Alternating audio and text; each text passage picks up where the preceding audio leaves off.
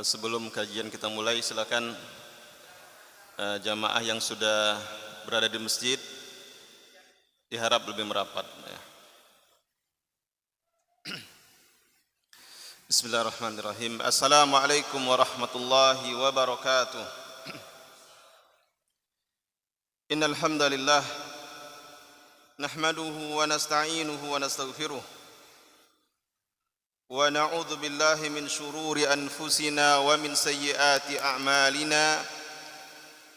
May yahdihillahu fala mudilla lahu wa may yudlil fala hadiya lahu.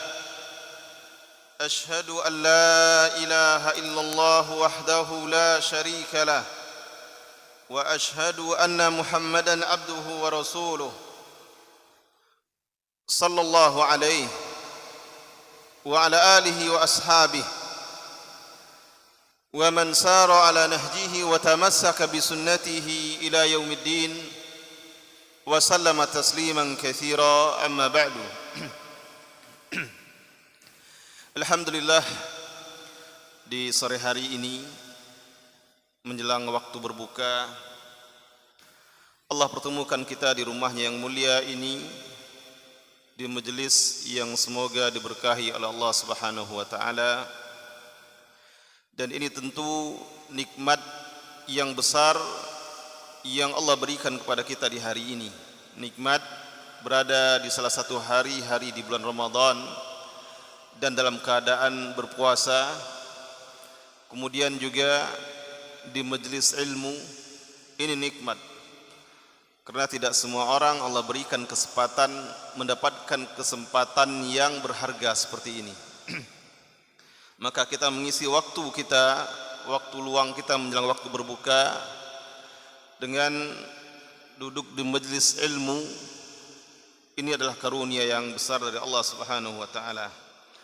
Baiklah jamaah semuanya, kajian singkat kita di sore hari ini bercerita tentang salah satu peristiwa besar yang terjadi, yang dialami oleh Rasulullah SAW di bulan Ramadan, yaitu Perang Badar. Maka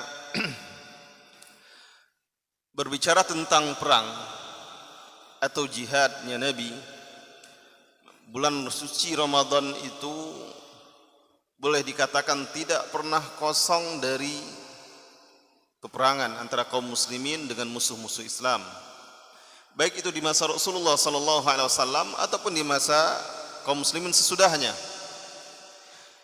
Yang terjadi di masa Rasulullah selain perang Badar, ada Fathu Makkah, penaklukan kota Makkah. Kemudian juga Rasulullah sering mengirim berbagai grup pasukan khusus untuk misi-misi khusus, dan itu juga di bulan Ramadan. Tapi yang akan kita bahas di sore hari ini dan kita ambil pelajarannya adalah tentang Perang Badar. Maka Perang Badar ini terjadi di tahun kedua Hijriyah, di bulan Ramadan. Berarti ini di Ramadan pertama yang diwajibkan puasa, karena puasa Ramadan itu Allah wajibkan di tahun kedua Hijriyah. Jadi bayangkan di puasa pertama atau di Ramadan yang wajib puasa pertama, Rasulullah pergi berjihad bersama para sahabatnya. Walaupun pada awalnya mereka tidak berperang niatnya, hanya ingin mencegat rombongan dagang yang dipimpin, rombongan dagang orang-orang musyrik Quraisy yang dipimpin oleh Abu Sufyan kembali berdagang dari Syam. Karena kalau kita perhatikan, kalau sekarang mudah kita lihat peta, buka Google Map, lihat Syam berada di atas Jazirah Arab. Kalau mau kembali ke Mekah, mau tidak mau harus melintasi Madinah. Jadi ini sebenarnya salah satu sebabnya. Dan Perang Badar itu terjadi di tanggal 17 Ramadan tahun kedua Hijriyah. Ketika Rasulullah SAW mendengarkan informasi atau mendapatkan informasi bahwasanya rombongan dagang orang-orang musyrik Quraisy yang baru saja selesai berdagang berniaga beberapa bulan di negeri Syam, mereka akan kembali ke Mekah. Mereka melintas dekat dari Madinah. Tentu sebagian para ahli sirah mengatakan yang mereka putar berdagang ini sebagiannya adalah harta-harta para sahabat yang ditinggalkan di Mekah, karena ketika sahabat berhijrah mereka tidak bisa membawa ATM. Dahulu tidak ada ATM. Jadi semua harta adanya dalam bentuk tunai, bentuk aset, dan harus ditinggalkan. Tidak ada yang membawa rumahnya pindah, tidak ada yang membawa tokonya, tidak ada yang membawa kendaraan yang sekian banyak, koleksi kendaraannya hanya bisa dibawa satu saja yang lain ditinggalkan. Tidak ada yang membawa hewan-hewan ternaknya, semuanya terpaksa ditinggalkan dan diambil alih oleh orang-orang musyrik Quraisy. Sebagian mereka putar lagi untuk perniagaan mereka. Salah satunya ini yang mereka putar untuk berniaga ke Syam atau berniaga ke Yaman. Maka ketika di tahun kedua Hijriyah, ketika kehidupan kaum muhajirin yang hijrah dari Mekah ke Madinah sudah mulai mapan, sudah mulai tenang di Madinah, lalu Rasulullah mendengar informasi rombongan dagang orang-orang musyrik Quraisy akan melintas dekat dari Madinah, dipimpin oleh Abu Sufyan, yang ketika itu Abu Sufyan belum memeluk Islam. Karena Abu Sufyan menyatakan keislamannya ketika penaklukan kota Mekah. Lalu Rasulullah sallallahu alaihi wasallam mempersiapkan atau mengabarkan para sahabatnya agar bersiap-siap. Sedangkan yang bersama Abu Sufyan ini di rombongan dagang tidak banyak. Bersamanya hanya ada, dalam beberapa riwayat sejarah dikatakan hanya ada 3 orang. Sebagian mengatakan 30 orang, sebagian mengatakan 40 orang. Dan diantaranya adalah Amr ibn al-As. Maka Nabi SAW mengumpulkan para sahabatnya di Madinah. Beliau kumpulkan para sahabatnya untuk mencegat rombongan dagang yang dibawa oleh Amr bin Al-As dan Abu Sufyan, dengan harapan mereka bisa menguasainya dan bermanfaat untuk kaum muslimin. Nah, sebagian orang yang mengatasnamakan jihad sekarang, ketika mereka merampas harta-harta orang-orang yang mereka anggap kafir, salah satunya mereka berhujjah dengan ini. Padahal yang terjadi antara Rasulullah dengan orang-orang musyrik Quraisy itu tidak ada perjanjian damai. Ketika itu ini bukan dalam perjanjian damai. Dan mereka boleh dikatakan dalam kondisi perang. Karena kapanpun perang bisa terjadi. Dan Rasulullah pun mengambil merampas apa yang pernah dirampas sebagai ganti apa yang pernah dirampas oleh orang-orang musyrik Quraisy. Jadi berbeda dengan yang dilakukan oleh sebagian kaum muslimin yang terpapar virus radikalisme jihadis, lalu mereka membobol toko emas atau merampas orang lain dengan alasan seperti ini. Padahal yang dirampasnya bukan sebagai ganti. Orang-orang itu tidak pernah merampas harta mereka. Sedangkan yang dilakukan oleh Rasulullah, para sahabatnya mengambil kembali apa yang pernah diambil oleh orang-orang musyrik Quraisy. Ini yang diinginkan oleh Rasulullah. Kemudian di antara kaum muslimin yang ada di Madinah tidak pernah ketika itu bukan dalam keadaan perjanjian damai dengan orang-orang musyrik Quraisy. Adapun jika dalam perjanjian damai, Rasulullah tidak pernah melanggarnya. Ini yang disalah pahami oleh sebagian orang. Maka Rasulullah sallallahu alaihi wasallam mengumpulkan para sahabatnya. Dikumpulkanlah semuanya, diberitahukan bahwasanya mereka akan mencegat pasukan dagang orang-orang musyrik Quraisy. Dan sahabat ketika itu, karena memang informasi yang diberitahukan bahwasanya itu hanya sekedar untuk mencegat, maka sebagian tidak ikut berangkat. Dan sebagian pun tidak mempersiapkan perlengkapan perang dengan sebaik-baiknya. Ada yang hanya membawa pedang saja, ada yang hanya membawa panah saja, ada yang tidak memakai pakaian perang karena memang bukan niat berperang. Maka kondisi kaum muslimin yang berangkat bersama Rasulullah boleh dikatakan bukan pasukan perang.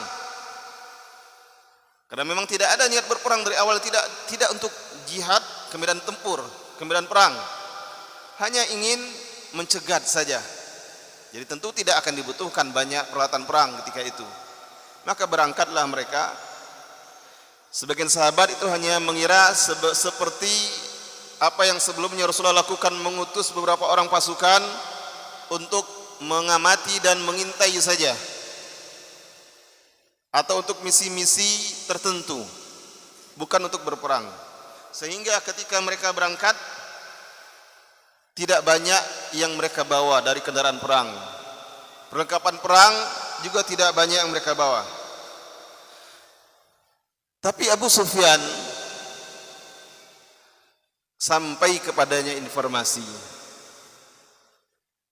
Informasi yang sampai ini bahwasanya Muhammad bersama para sahabatnya berusaha untuk merampas harta yang dibawanya dari Syam. Entah bagaimana sampainya, mungkin dari orang-orang munafik yang ada di Madinah. Karena memang di Madinah banyak orang-orang munafik. Sampailah ke Abu Jahal informasi ini, ke Abu Sufyan. Maka Abu Sufyan pun mengalihkan arah perjalanannya. Yang tadinya akan melintas tidak jauh dari Madinah, beliau alihkan jalan yang di pesisir dari dataran Jazirah Arab, lebih jauh dari Madinah. Dan Abu Sufyan pun mengutus salah seorang yang mampu berkuda dengan cepat. Di dalam beberapa riwayat kitab-kitab sirah disebutkan namanya Damdam. Diutus untuk segera berangkat ke Mekah mengabarkan ke penduduk Mekah, ke orang-orang Quraisy di Mekah, bahwasanya Muhammad beserta para sahabatnya akan merampas harta mereka. Jadi Abu Sufyan yang mendengar informasi bahwasanya orang-orang beriman dari Madinah akan mencegat hartanya, mengalihkan perjalanannya, rutenya dialihkan. Lalu dia mengutus Damdam untuk segera ke Mekah dan mengabarkan. Dan Damdam memang segera sampai, lebih dahulu sampai ke Mekah. Dan Abu Sufyan pun berhasil menyelamatkan diri dan rombongannya dari sergapan orang-orang yang beriman, dari sergapan Rasulullah dan para sahabatnya. Maka Damdam ini ketika sampai di Mekah, dan dia segera berteriak mengabarkan bahwasanya Nabi Muhammad beserta para sahabatnya akan mencegat harta orang-orang musyrik Quraisy. Maka orang-orang musyrik Quraisy dan tak ketinggalan tokoh-tokoh mereka segera mempersiapkan pasukan. Bahkan pasukan yang dipersiapkan itu awalnya 1.300. Sedangkan pasukan bersama Rasulullah hanya 313 orang. Sebagian mengatakan 314, sebagian mengatakan 300, beberapa belas, tidak disebutkan berapa belasnya, menghadapi 1.300. Sehingga pasukan yang berjumlah 1.300 dari kota Mekah ini, mereka berangkat dengan bekal yang banyak. Berangkat dengan membawa onta, membawa berbagai bekal, karena memang berangkatnya mereka untuk berperang. Sedangkan kaum muslimin, mereka berangkat tidak untuk berperang. Berangkatlah orang-orang musyrik Quraisy dengan tokoh-tokohnya, seperti di antara mereka itu ada Abu Lahab, dan juga ada Al-As Ibnu Hisham bin Al-Mughirah. Mereka berangkat semuanya. Kemudian Orang-orang musyrik Quraisy berangkat dan Rasulullah sallallahu alaihi wasallam keluar dengan membawa 300 beberapa belas sahabat. Berkata Imam Ibnu Qayyim, kata beliau, "Walam yakun ma'ahum minal khayli illa farasan." Bersama kaum muslimin hanya ada 2 kuda. Bahkan di dalam riwayat lain dikatakan 3 kuda atau bahkan yang mengatakan 1 kuda saja. Dan kuda itu milik Zubair ibn Awam dan juga milik Miqdad ibn Aswad. Ini yang mengatakan hanya ada 2 kuda. Dan bersama mereka hanya ada 70 ekor onta. Yang berangkat 300 beberapa belas orang. Hanya ada 2 kuda dan hanya ada 70 kuda. Yang lain jalan kaki. Bayangkan bagaimana kaum muslimin ketika itu. Sangat terbatas pasukannya. Karena memang bukan untuk berperang disiapkan. Sedangkan orang-orang musyrik Quraisy 1.300 semuanya berkuda dan berkendaraan kuda dan onta dengan perbekalan yang lengkap. Sedangkan para sahabat 2 kuda dan 70 onta. Apa yang mereka lakukan? Mereka bergantian menaiki onta tersebut. 1 onta untuk 3 orang, bergantian. Ada yang 3 orang, ada yang lebih, bergantian mereka menaikinya. Setelah jalan sekian kilo, yang onta tadi turun jalan kaki, yang tadi jalan kaki gantian lagi naik. Begitu terus menuju Badar. Badar ini nama mata air yang terletak antara Madinah dan Mekah. Jaraknya dari Madinah sekitar 160 km jaraknya. Bayangkan jalan kaki dengan bergantian naik onta, dan tidak mungkin yang menunggangi onta dan kuda pun tidak mungkin mereka berjalan cepat, karena mereka tetap harus beriringan bersama mengimbangi sahabat yang berjalan kaki. Maka dalam beberapa riwayat kitab-kitab sirah dikatakan Rasulullah itu bersama sahabat keluar dari kota Madinah itu di tanggal 8 Ramadan. Dalam riwayat yang lain dikatakan di tanggal 12 Ramadan. Sampai di Badarnya, di mata air itu sehari sebelum peperangan. Sehari atau 2 hari sebelum itu. Dan peperangannya terjadi di tanggal 17. Bayangkan berapa lama perjalanan yang mereka tempuh. Jarak 160 km dengan menunggangi onta yang ditunggangi bergantian. Berapa lama orang kuat berjalan kaki? Apalagi dengan cuaca mungkin panas, terik dan sebagainya.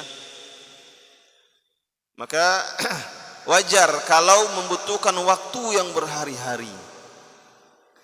Dari Madinah menuju Badar yang jaraknya hanya 160 km ditempuh dengan jarak beberapa hari, jarak tempuhnya. Karena memang kondisi seperti itu yang dialami oleh kaum muslimin. Kemudian tatkala pasukan musyrik Quraisy sudah bergerak, sampai pula lah informasi ke mereka bahwasanya kafilah dagang yang dipimpin oleh Abu Sufyan berhasil menyelamatkan diri dari sergapan kaum muslimin. Sampai kabar ini kepada pasukan musyrik Quraisy. Apa yang terjadi? Apakah mereka kembali ke Mekah?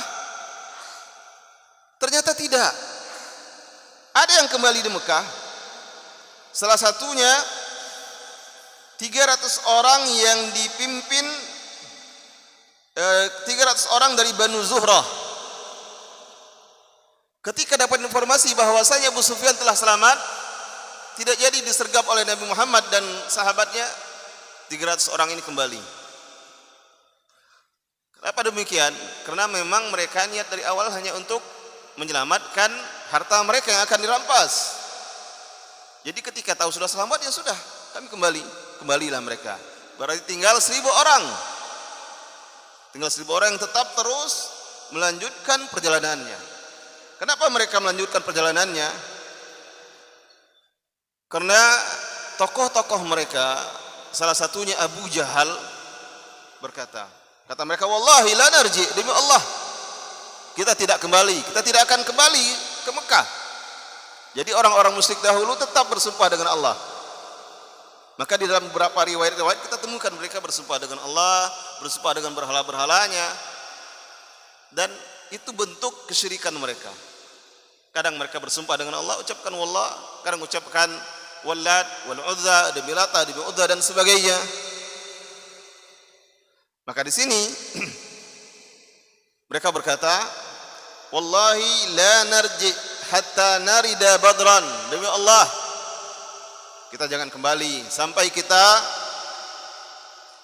kecuali kalau kita sampai ke Badar, mata air. Nah, apa kata mereka? Fa nuqimu biha thalathan, lalu kita bermalam, berdiam di situ 3 hari 3 malam. Yang mereka inginkan, mereka berpesta di situ. Ini yang mereka lakukan. Fananharul jazur, kita sembelih onta, makan-makan, pesta 3 hari. Wa nat'amu ta'am, makan-makan kita di situ, kata mereka. Jadi walaupun mereka tahu kalau kafilah dagang, rombongan dagang yang dari Syam sudah selamat, kata mereka, kita sudah terlanjur keluar, tidak usahlah kita kembali, kita teruskan perjalanan sampai ke Badar. Di Badar kita di sana nginap 3 hari, camping 3 hari, bermalam di sana, kita makan-makan, masak-masak, pesta kita, sembelih onta. Ini yang mereka lakukan. Kata mereka, wa naskil khamar, minum-minum, mabuk-mabuk, makan-makan, mabuk-mabuk, wa nasma'u bina al-arab, atau nusmi' bina al-arab, biar orang-orang Arab mendengar tentang kita, sehingga mereka tetap segan terhadap kita. Nah ini, jadi kata mereka, orang-orang Arab, kabilah-kabilah lain akan dengar. Orang-orang Quraisy keluar dari Mekah dengan pasukan besar. Jadi tetap menumbuhkan rasa segan dari kalangan Arab terhadap kita. Nah, ini alasan mereka. Dan tidak kembali kecuali hanya yang 300 tadi. Adapun yang 1000 tetap melanjutkan perjalanan ke Badar. Dan perjalanan dahulu jangan dikira enak dan nyaman seperti kita sekarang. Sekarang saja walaupun berangkat umroh, haji, kita bayangkan nyaman pakai pesawat, tetap saja tidak enak. Apalagi kalau sudah bertemu dengan yang namanya delay. Nah, tidak enaknya karena tidak tepat waktu. Padahal jauh lebih nyaman, lebih mudah daripada dahulu. Bayangkan saja, dari jadwal berangkat pesawat jam 5, tengah malam harus berangkat. Ngapain di bandara? Memang tidak enak. Kalau dahulu safar berarti jauh lebih tidak enak lagi. Maka jangan heran kalau Rasulullah mengatakan as-safaru qit'atun minal adzab. Safar itu sepotong atau sebagian dari azab. Yamna'uhu minan naumi minat ta'ami wasyarab, menahannya dari makan dan minum, wa minan naum, dan dari tidur. Lalu kata Rasulullah, maka barang siapa yang safar lalu telah selesai urusannya, hendaklah dia segera kembali ke keluarganya. Karena memang siapapun kita kalau dalam safar kan tidak senyaman di rumah sendiri. Makan tidak juga senyaman, makan, minum dan sebagainya. Mau buang air tidak seperti di rumah. Kalau di rumah sendiri mau duduk jongkok lama tidak terlalu masalah. Kalau di tempat umum, nah, tidak nyaman.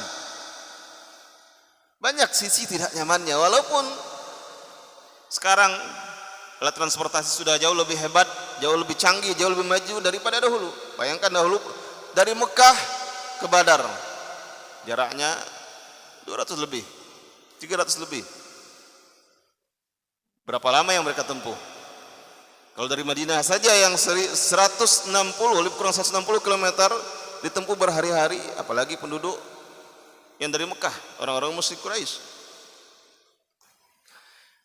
Ketika itu Rasulullah awalnya belum tahu kalau orang-orang musyrik Quraisy mempersiapkan pasukan besar untuk menghadapi Rasulullah dan sahabat yang hanya berjumlah 300, lebih sedikit, dengan senjata yang apa adanya saja. Rasulullah belum tahu awalnya. Setelah pasukan musyrik Quraisy keluar, sampai kabar kepada Rasulullah.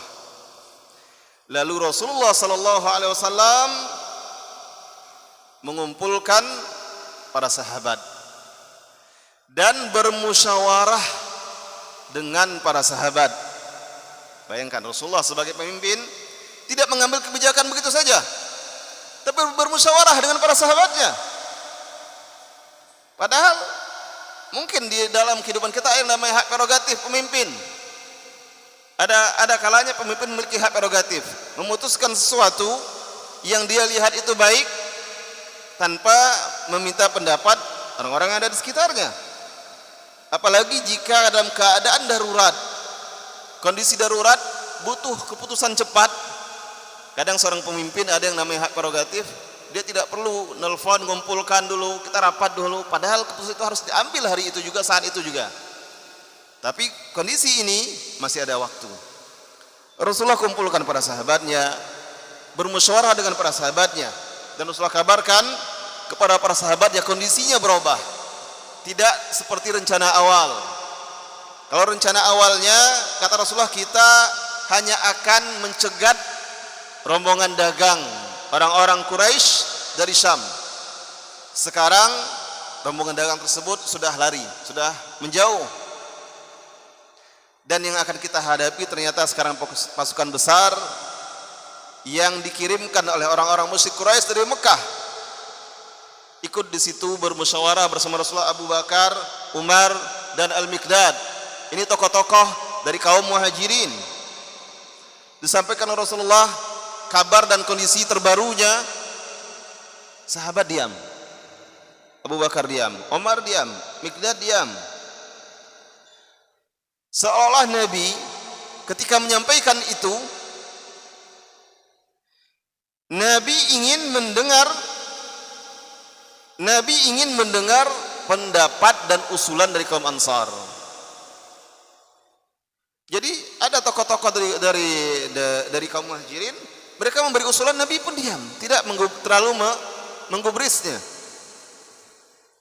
Seolah Nabi ingin mendengar pendapat kaum Ansar. Maka Sa'ad bin Mu'adz, salah seorang sahabat yang ditokohkan dari kaum Ansar, paham itu. Dia melihat, dia tahu, oh ini Rasulullah berarti menginginkan kami, pendapat kami ini, ingin mendengar usulan kami. Maka sahabat ini berkata di dalam perkataannya, kata sahabat ini panjang perkataannya, di antara penggalan perkataannya, qad amanna bik, sungguh kami telah beriman kepadamu wahai Nabi sallallahu alaihi wasallam, wa saddaqnak, dan kami telah mempercayaimu, wa syahidna anna ma ji'ta bihi minal haq, dan kami bersaksi bahwasanya apa yang telah engkau bawa itu adalah hak, kebenaran. Famdi ya Rasulullah lima aradta, maka lakukanlah wahai Rasulullah apa yang ingin engkau lakukan.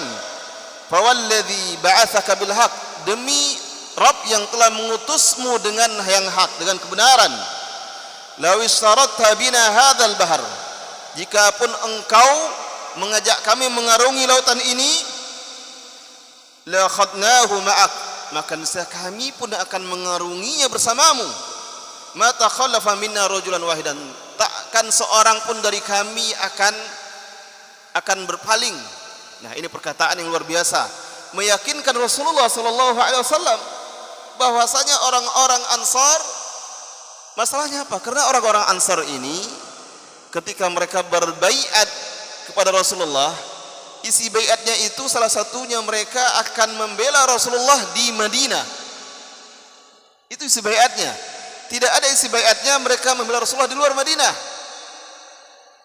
Jadi Rasulullah ingin mendengar pendapat mereka. Apakah itu berada di Badar, di luar Madinah, apakah mereka juga akan membela Rasulullah sallallahu alaihi wasallam? Ternyata yang diucapkan oleh Sa'ad bin Mu'adz ini luar biasa. Di luar apa yang telah mereka ucapkan di baiat mereka. 2 kali mereka berbaiat, semuanya mengatakan mereka akan membela Rasulullah di Madinah. Dan Rasulullah menunggu apa respon mereka. Ketika Rasulullah sampaikan, berubah keadaannya. Sekarang kita betul-betul akan menghadapi pasukan perang yang besar, sedangkan kita hanya 300 orang dengan perlengkapan perang yang terbatas. Sahabat-sahabat memberikan usulan, Rasulullah diam, tidak terlalu menggubrisnya. Maka kaum Ansar, Sa'ad bin Mu'adz yang ketika itu salah seorang tokohnya, memahami bahwa Rasulullah ini ingin mendengar usulan dari dan apa komentar kaum Ansar. Ternyata kaum Ansar luar biasa. Bahkan sampai hari ini penduduk Madinah itu luar biasa. Setiap kali saya ke Madinah, saya selalu merasakan kota yang paling nyaman itu untuk menjadi tempat tinggal itu Madinah. Dengan orang-orang penduduk-penduduk aslinya. Kemarin umroh, saya kontak, masih ada komunikasi dengan teman-teman yang memang penduduk Madinah, luar biasa. Tapi qadarullah ketika itu karena cuti, mereka cuti hari peringatan hari berdirinya Kerajaan Arab Saudi, mereka sedang di luar kota Madinah. Tidak ada yang sempat bertemu. Tapi mereka luar biasa. Termasuk salah satunya donatur yang punya andil membangun masjid yang kita pergunakan sekarang. Kemarin juga sempat komunikasi, lalu tanya bagaimana kabar masjid-masjid di sana yang kemarin dibangun dengan dari keluarga-keluarga saya, apakah masih tetap dipakai untuk dakwah dan sebagainya. Saya ceritakan, alhamdulillah. Kemudian ada salah satu masjid yang dibangun oleh abangnya di Pelabuhan Ratu di Jawa Barat. Itu memang saya yang membawakan abang langsung ke sana. Dia juga tanya bagaimana. Saya kontak kawan di sana, dikirimkan berbagai video kegiatannya dan sebagainya. Nah ini sebenarnya kalau ada video kegiatan mungkin saya bisa kirimkan juga dokumentasinya ke teman itu. Senang dia, alhamdulillah, gembira, bahagia dia melihat masjid yang dibangun atas infak mereka, walaupun tentu ini sudah berkembang, tidak lagi semua yang dari mereka digunakan untuk dakwah di jalan Allah. Luar biasa. Itu juga mereka lihat. Lalu langsung dia tanya, coba tanya teman-teman di sana apa yang sangat mendesak yang mereka butuhkan sekarang, kata mereka. Nah, itu luar biasa penduduk Madinah. Sampai hari ini saya masih dapati orang-orang yang luar biasa di sana. Tidak hanya di masa Rasulullah sallallahu alaihi wasallam, maka kita tidak heran ketika Rasulullah diusir dari Mekah, penduduk Madinah dengan penuh sukacita menyambut kedatangannya. Bahkan setiap hari ketika mereka mendapatkan informasi keluarnya Nabi dari kota Mekah, setiap hari mereka menunggu kedatangan Nabi sallallahu alaihi wasallam. Sudah mulai gelap, baru mereka kembali ke rumahnya. Setiap hari mereka tunggu. Tak peduli panas, terik, mereka tunggu. Begitu terus. Dan ketika Rasulullah sampai ke Madinah, mereka sambut dengan sukacita.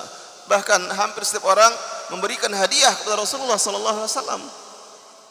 Dan salah satu kisah yang luar biasa, Anas bin Malik, ibunya datang dengan menuntun Anas menemui Rasulullah, lalu ibunya mengatakan, ya Rasulullah, saya tidak memiliki apa-apa yang bisa saja berikan sebagai hadiah sebagaimana kaum muslimin yang lainnya, tapi ini anak saya, jadikanlah dia pelayan pembantu.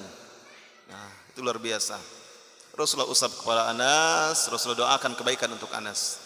Dan mulai hari itu Anas berada di bawah didikan Rasulullah sallallahu alaihi wasallam, menjadi pembantu Rasulullah, pelayannya, apa yang kadang membantu Rasulullah dalam hal-hal yang sederhana yang mampu dibantunya. Dan itu penduduk Madinah, kaum Ansar. Nah, begini juga dalam perang Badar. Kaum Ansar, apa yang mereka katakan? Sungguh kami telah beriman kepadamu, kami telah mempercayaimu, telah membenarkan engkau, dan kami bersaksi bahwasanya yang engkau bawa itu, ajaran yang engkau bawa adalah hak, kebenaran. Seandainya engkau bawa kami mengarungi lautan, kami akan ikut bersamamu dan tidak akan ada seorang pun yang akan berpaling darimu.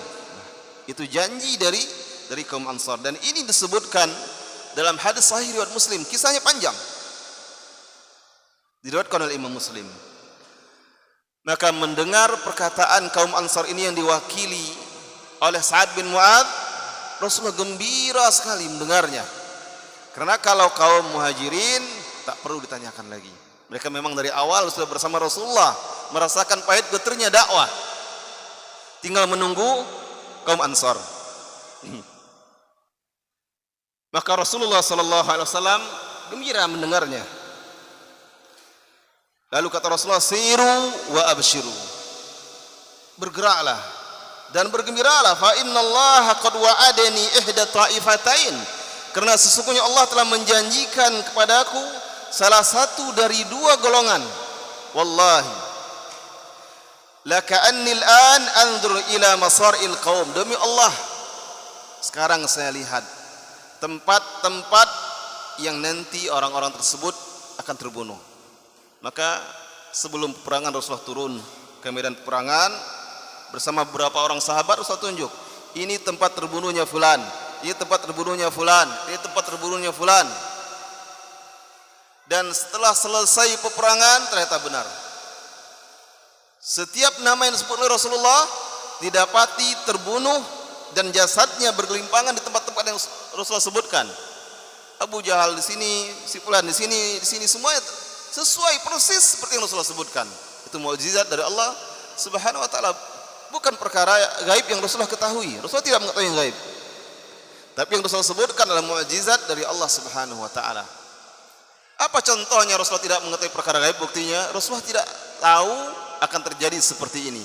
Kalau Rasulullah tahu, Rasulullah pasti akan siapkan pasukan perang juga. Rasulullah tahunya mereka hanya akan mencegat rombongan dagang. Kalau dari awal tahu rombongan dagang akan selamat, pasukan besar musuh akan datang, tentu Rasulullah akan persiapkan pasukan juga. Tentu semua sahabat di Madinah akan diajak semuanya. Tidak ada yang berada di Madinah. Tentu akan dipersiapkan kendaraan-kendaraan perang lengkap dengan peralatan-peralatan, tapi ini tidak. Dan itu karena Rasulullah tidak mengerti perkara yang gaib. Adapun yang Rasulullah sebutkan, ini tempat terbunuhnya fulan, ini berdasarkan wahyu dari Allah Subhanahu wa taala. Karena Rasulullah tidak berbicara berdasarkan hawa nafsunya, melainkan berdasarkan wahyu yang Allah wahyukan kepadanya. Wa ma yantiqu anil hawa in huwa illa wahyuha. Sehingga apa yang Rasulullah sebutkan benar semuanya terjadi. Lalu Rasulullah dengan pasukannya bergerak mendekat ke mata air Badar, mengambil suatu posisi yang menurut pendapat Rasulullah itu paling strategis. Salah seorang sahabat yang bernama Hubab Ibnul Munzir bertanya kepada Rasulullah sallallahu alaihi wasallam, "Ya Rasulullah, wahai Rasulullah, ara'aita hadzal manzil amanzilan anzalakahu Allah wa laysa lana an nataqaddamahu wa la nata'akhkhara anhu?" Kata sahabatnya, "Ya Rasulullah, apakah tempat yang engkau pilih ini sebagai tempat pertahanan, apakah ini tempat ini berdasarkan perintah dari Allah sehingga tidak mungkin ada usulan-usulan lainnya, tidak mungkin kita berubahnya maju atau mundur di tempat ini?" Jadi sahabat dengan penuh kesopanan bertanya, tidak langsung menyalahkan. Menurut Hubab ini tempat kurang strategis, tidak langsung dia menyalahkan, "Ya Rasulullah, ini tidak cocok, ini tidak strategis, tidak begitu."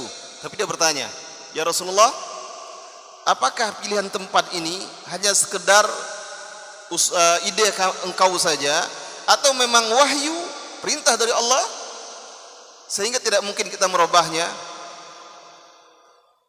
Ini pertanyaan dari sahabat ini. Lalu Rasulullah mengatakan, kata sahabat, "Am huwa ar-ra'yu wal harbu wal atau ini hanya sekedar pendapat dan strategi dari engkau yang mungkin saja berubah, mungkin ada usulan yang lainnya?" Apa kata Rasulullah? "Bal huwa ar-ra'yu wal harbu wal makidah." Kata Rasulullah, ini hanya pendapatku saja dan hanya strategi perang saja, bukan berdasarkan wahyu dari Allah. Lihat bagaimana Rasulullah menerima saran kritikan dari sahabatnya. Apa kata sahabat ini? Kata sahabat ini, "Ya Rasulullah, fa inna hadza laysa bimanzil." Wahai Rasulullah, menurut saya ini bukan tempat yang strategis. Rasulullah tidak tanya, kenapa tidak strategis? Dari sisi apa? Atau apa alasannya? Kata sahabat ini bukan tempat yang strategis ya Rasulullah. Fanhad bin nas, segeralah bergerak bersama pasukan kaum muslimin hatta na'tiya adna ma'i minal qaum, sehingga kita berada di tempat yang lebih dekat ke sumber mata air dibandingkan orang-orang Quraisy. Jadi usulan sahabat ini berarti sebelumnya Rasulullah berada di tempat lumayan jauh posisi dari sumber mata airnya. Kata sahabat ini, bagusnya kita lebih mendekat lagi. sehingga kita lebih dekat ke sumber mata air dibandingkan orang-orang musyrik Quraisy. Ini usulan sahabat, usulan Hubab usulan sahabat ini, Hubab bin Munzir pada Rasulullah sallallahu alaihi wasallam. Rasulullah setuju dengan usulan tersebut. Maka Rasulullah sallallahu alaihi wasallam segera bergerak bersama para sahabatnya berpindah lebih dekat, karena sahabatnya mengusulkan lebih dekat, lalu kita kuasai sumber mata air, yang lain kita tutup, kita buat bendung, kita jadikan seperti telaga dan kita minum dari itu. Sedangkan orang-orang musyrik Quraisy mereka akan kekurangan air. Nah, ini gambaran strateginya, kuasai sumber mata air. Karena itu memang peperangan sama-sama jauh dari daerah masing-masing. Yang dekat dari sumber mata air akan bisa bertahan lama. Yang jauh akan susah. Karena tidak ada di situ tempat-tempat jual air minum mineral. Kalau seperti kita sekarang perang, banyak tempat-tempat jual minuman. Dahulu tidak ada. Susah. Dan sumber air hanya itu satu-satunya. Dan dikuasai oleh kaum muslimin. Maka di dalam kisah ini disebutkan, ketika ada beberapa orang musyrik Quraisy coba mendekat untuk mengambil air, Rasulullah sallallahu alaihi wasallam memerintahkan para sahabatnya jangan panah orang-orang musyrik Quraisy sampai mereka betul-betul dalam jarak yang dekat, sehingga panah yang mengenai mereka betul-betul dampaknya luar biasa. Nah, ini syarat yang luar biasa. Kenapa? Karena stok amunisi kan terbatas. Mereka tidak bawa banyak. Mereka hanya bawa sekedarnya saja. Kalau diumbar-umbar saja, jauh sudah ditembak belum tentu kena. Terbuang cuma-cuma. Busur anak panah akan terbang percuma. Rasulullah sarankan kepada para sahabat, biarkan mereka mendekat sampai jarak yang memang kecil kemungkinan akan meleset, baru tembak, baru panah. Nah, sehingga beberapa orang mendekat dipanah, beberapa orang mendekat dipanah. Itu yang terjadi, sehingga orang-orang musyrik Quraisy kesulitan mendapatkan air yang mereka butuhkan. Kemudian di sini dikatakan amma Quraisy fabatat lailataha bil udwah al qaswa. Orang-orang Quraisy di malam itu, karena peperangan yang terjadi di hari Jumat, orang-orang Quraisy bermalam dan sempat Allah turunkan hujan. Dalam beberapa riwayat sempat Allah turunkan hujan, sehingga pasir di gurun itu lebih padat karena basah oleh hujan. Dan itu malam ke-17 Ramadan tahun kedua Hijriah. Kemudian di pagi harinya orang-orang Quraisy mengirimkan satu grup atau beberapa grup rombongan kecil pasukannya, dan beberapa orang turun mendekat ke sumber mata air. Apa kata Rasulullah kepada para sahabat? Da'uhum, biarkan mereka. Disuruh dibiarkan, biarkan mereka. Maka sebagian mereka minum, ambil air, biarkan mendekat, dan setelah itu dipanah. Dipanah, dan di antara yang terbunuh dari mereka itu, ada di antara yang terbunuh, kemudian juga ada di antara yang kembali. Dan orang-orang Quraisy setelah itu mengutus Umair bin Wahab al-Jumahi untuk memantau dan mengamati kondisi pasukan kaum muslimin. Karena beberapa orang yang datang mendekat dipanah, terbunuh.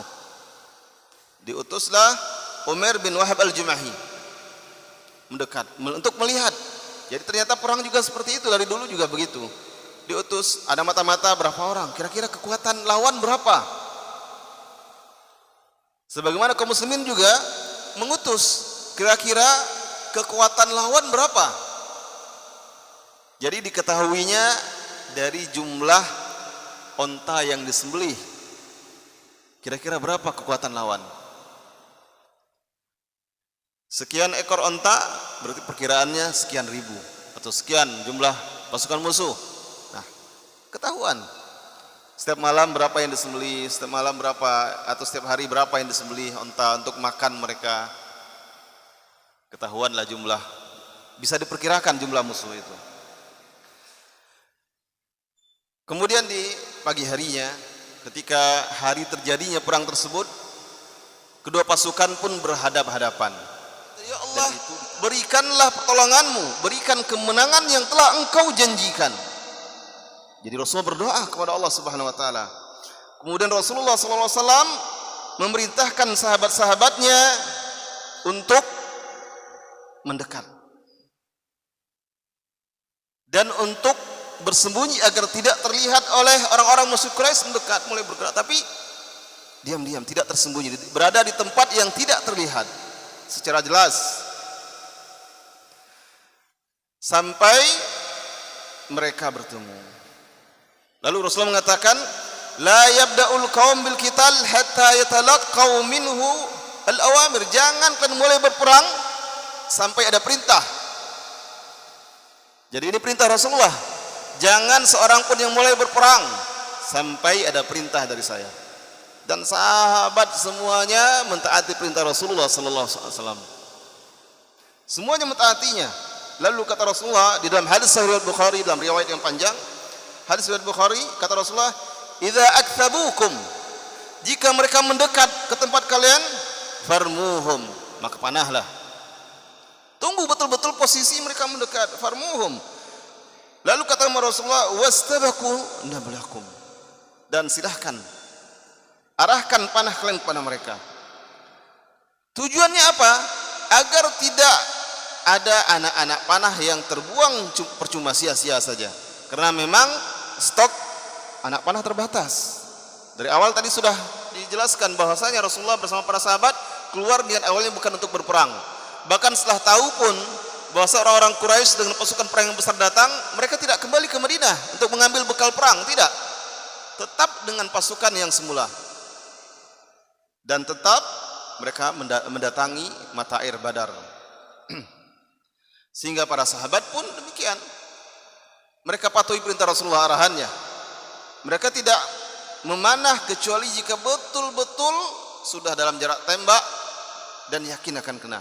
Nah, ini yang mereka lakukan.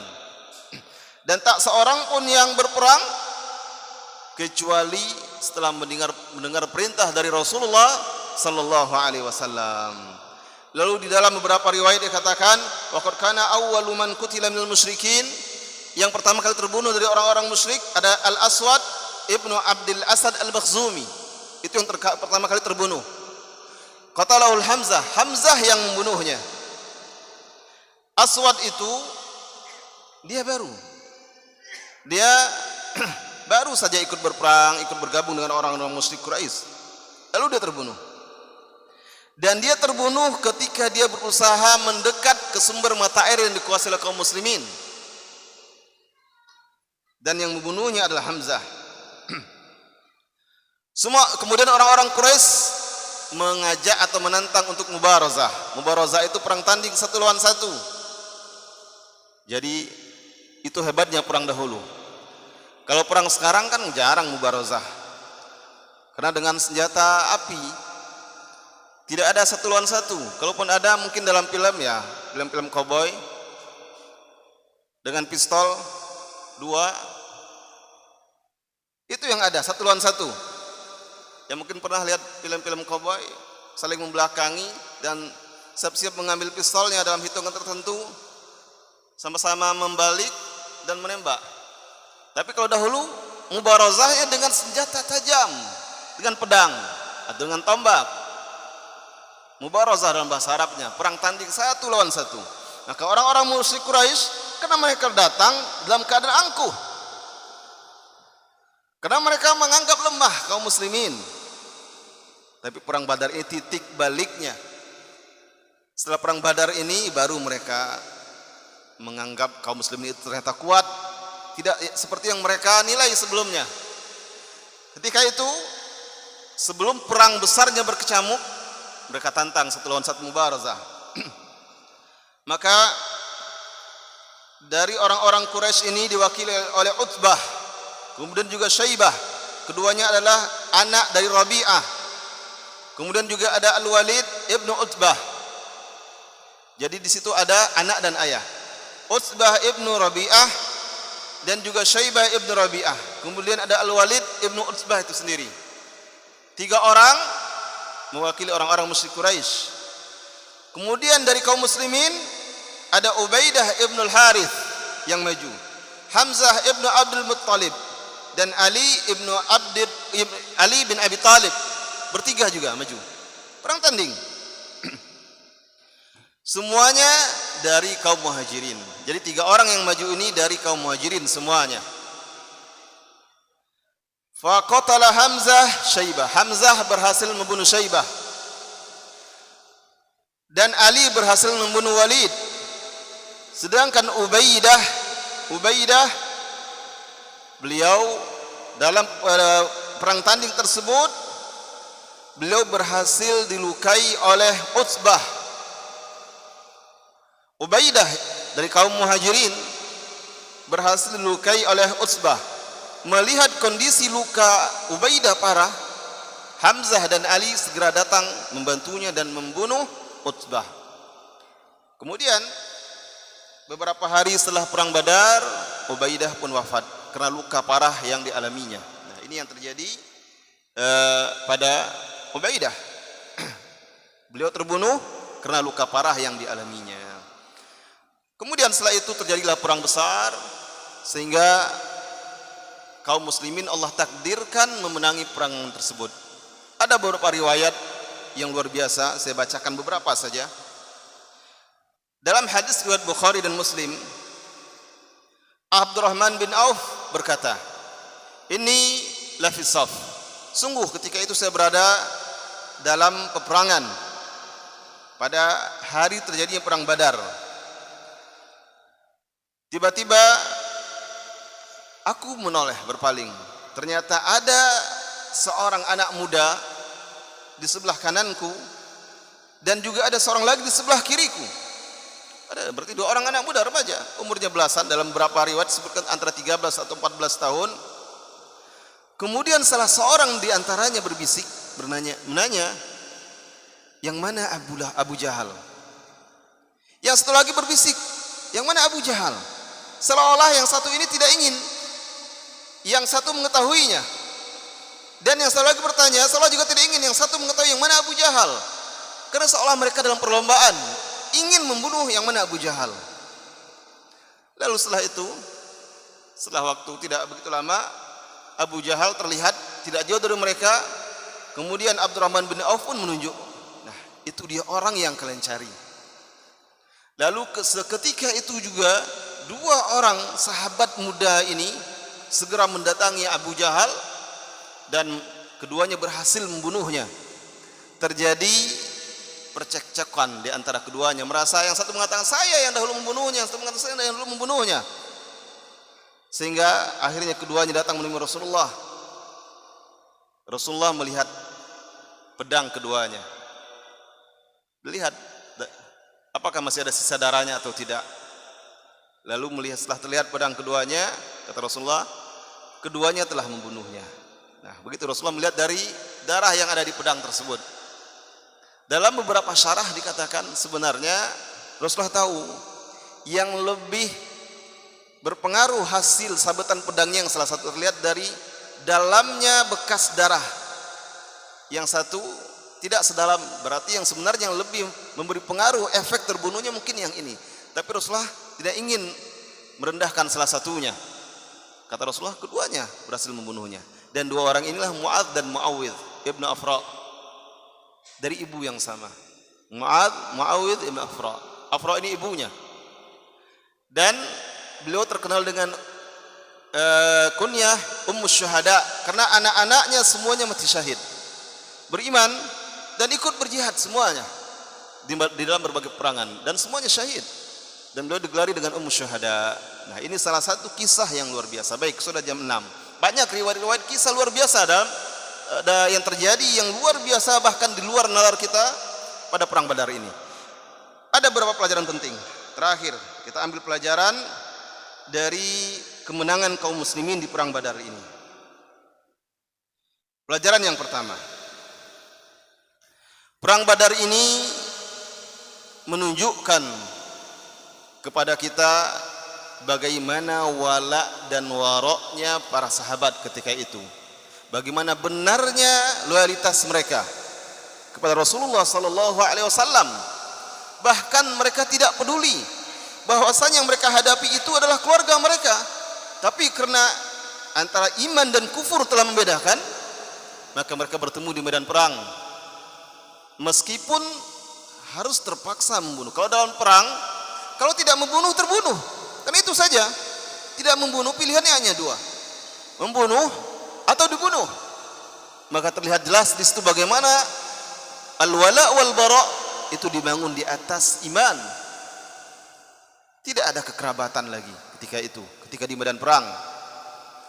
Dan ini sesuai dengan firman Allah Subhanahu wa taala dalam surah Al-Mujadalah ayat 22. La tajidu qauman yu'minuna billahi wal yaumil akhir. Engkau tidak akan mendapati sekelompok orang yang beriman kepada Allah dan hari akhir, yuwaduna man hadallah. Mereka mencintai orang-orang yang memusuhi Allah dan Rasulnya. Meskipun orang-orang tersebut adalah ayah-ayah mereka, anak-anak mereka, saudara-saudara mereka, orang-orang yang beriman, tidak mungkin orang-orang yang beriman dengan iman yang benar mereka tidak akan mencintainya. Sehingga ketika di medan perang, mau tak mau harus terjadi saling bunuh-bunuhan. Dan itu terlihat jelas di perang Badar ini. Umar membunuh pamannya. Umar bin Khattab membunuh pamannya. Al-As ibnu Hisham bin Mughirah, itu pamannya. Paman dari jalur ibunya. Itu Umar. Dan kemudian juga Abu Bakar membunuh anaknya. Abu hampir membunuh anaknya Abdurrahman, tapi berhasil jadikan tawanan. Hampir beliau membunuh anaknya. Dan Hamzah dan Ali dan Ubaidah membunuh Al-Harith. Dan Haris itu dan Hamzah, Ali dan Ubaidah bin Haris membunuh anak-anak paman mereka. Bayangkan, karib kerabat mereka. Tapi karena terpisahkan oleh akidah, oleh iman dan kufur, dan bertemu di medan perang, mau tak mau hanya ada dua pilihan, membunuh atau dibunuh. Dan ini bukti para sahabat itu loyalitas mereka dibangun di atas tauhid, bukan di atas yang lainnya. Begitulah hendaknya orang-orang yang beriman. Kemudian pelajaran yang kedua,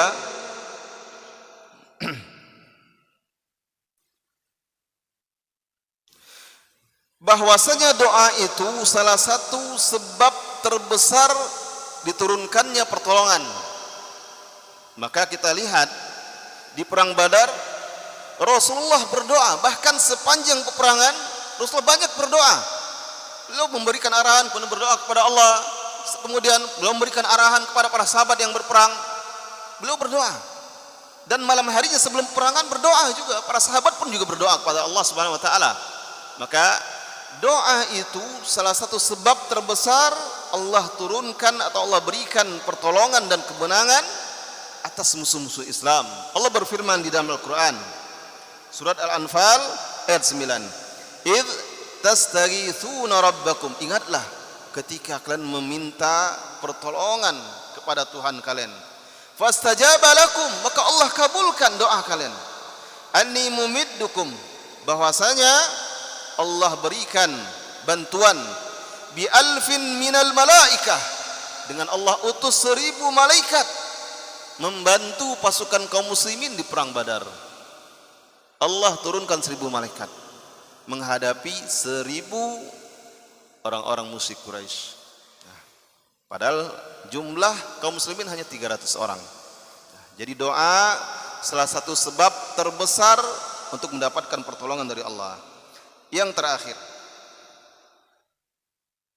annal iman wal amal saleh, bahwasanya iman dan amal saleh itu salah satu sebab yang paling agung yang dengannya kaum muslimin mendapatkan pertolongan dan kemenangan. Iman dan amal saleh. Oleh karena itu Allah menjanjikan kepada orang-orang yang beriman dan beramal saleh pertolongan. Dalam banyak ayat kita dapati janji Allah tersebut.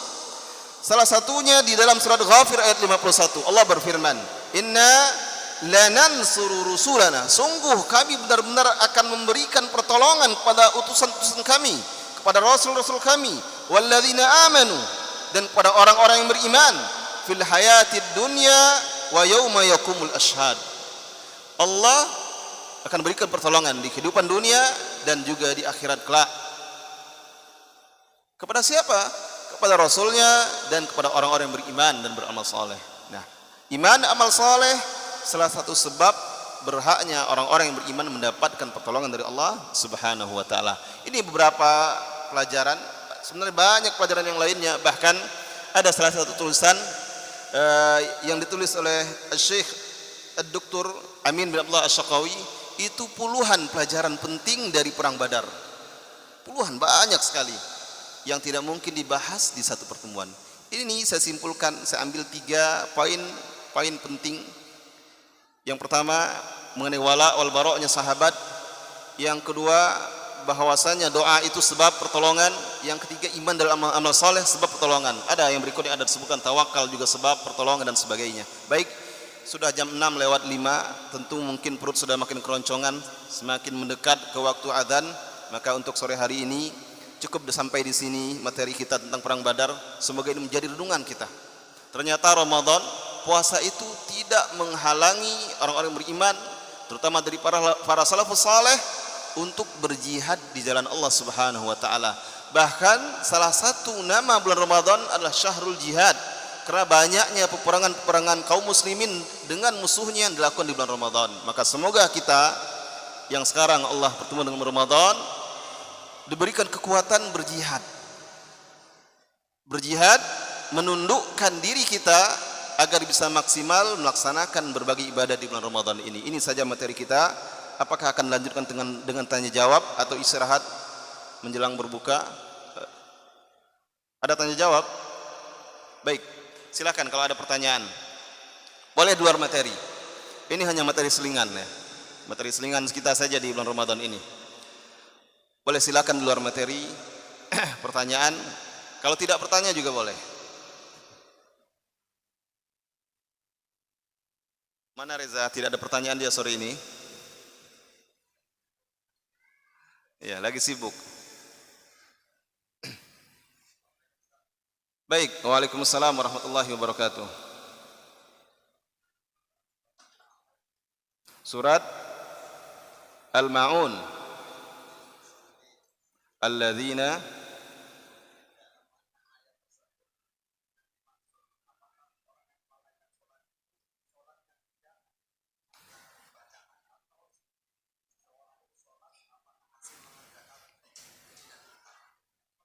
Baik.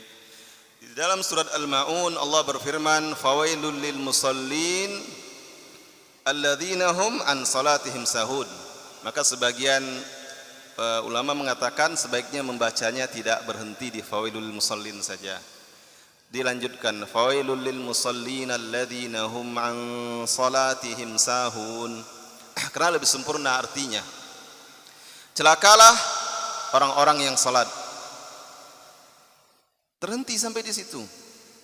Berarti kita celaka. Kecuali yang tadi tidak salat asar tidak celaka dia. Yang salat asar celaka.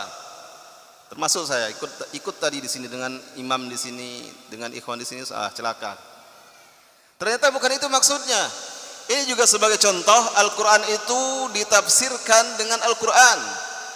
Fawailul lil musallin alladzina hum an salatihim sahun. Orang-orang yang lalai dalam salatnya. Banyak tafsiran para ulama.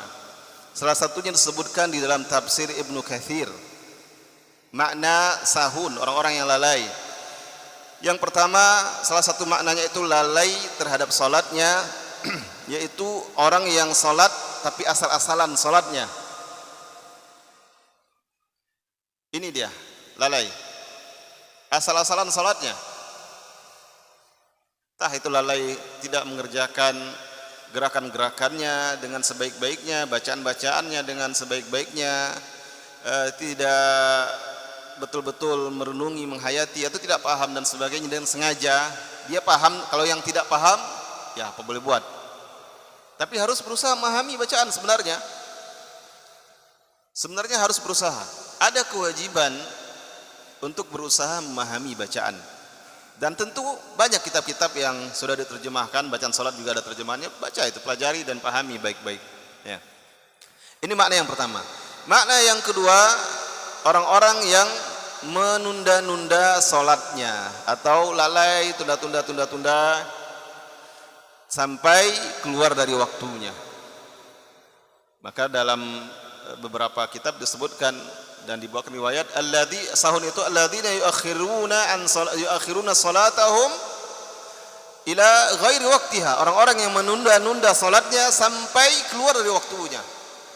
Terdengar azan zuhur, nantilah, tanggung karena masih ada kesibukan misalnya.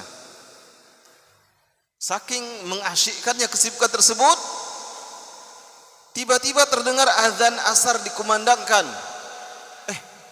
Kok azan lagi? Azan apa nih? Perasaan tadi sudah azan. Nah, padahal sudah lama jaraknya dari azan pertama, tapi saking asyiknya kaget dengan azan. Dilihat jam, ternyata sudah jam 3:40.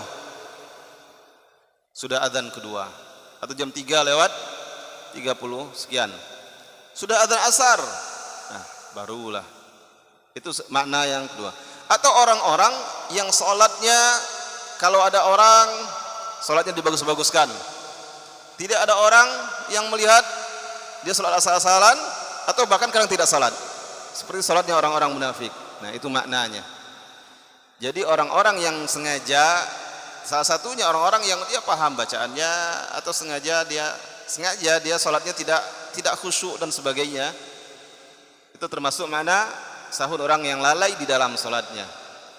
Jadi ada beberapa makna penafsiran dari para ulama. Bisa dilihat di tafsir Ibnu Katsir, terjemahannya sudah ada, yang bahasa Arab lebih bagus kalau bisa membacanya. Apalagi sekarang kan ada pelajaran tafsir bersama Ustadz Ridho, surat-surat pendek, juz 30. Sudah sampai surat Al-Maun?